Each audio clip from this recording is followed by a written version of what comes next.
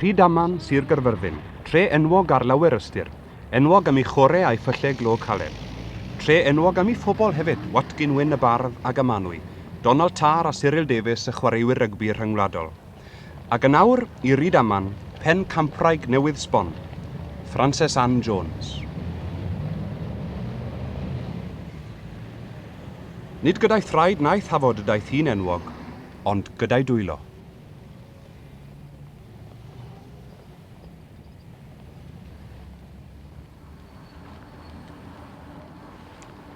Mrs Jones, gai rwystro arnoch chi funud. Gwedwch chi, siw dechreuodd eich diddordeb chi mewn gweu? Wel, fi wedi bod yn gwaith ar o'n i'n ferch ifanc yn ysgol. Oedd e yn y teulu o gwbl? Odi, mae yn y teulu. Mae'n chwiorydd i'n gwaith, bob un o'n nhw.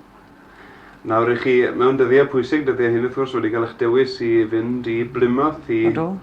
Wel, cynrychioli Cymru mwy na lai yn dyfe? Wel, mewn ffordd yn dyfe. Sut dewiso nhw chi?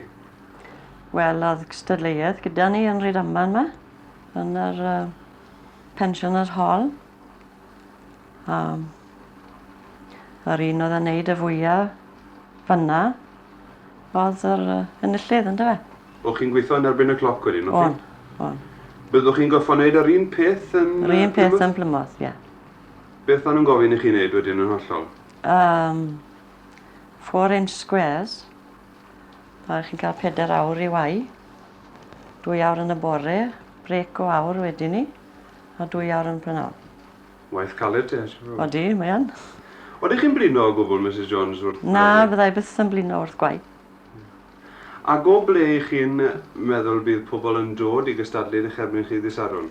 Wel, mae e'n world contest. So, fi ddim yn gwybod o ble bydden nhw'n dod. Beth mae pobl Rhydaman yn feddwl ohonoch chi erbyn hyn?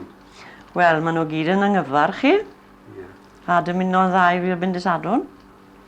Dwi'n gweld lluniau o Gareth Edwards a chwaraewyr rygbi Cymru lan yma gyda chi yn y tŷ. Chi'n gobeithio a byddwch chi mor enwog ar heini? Wel, fi yn gobeithio yn dyfe.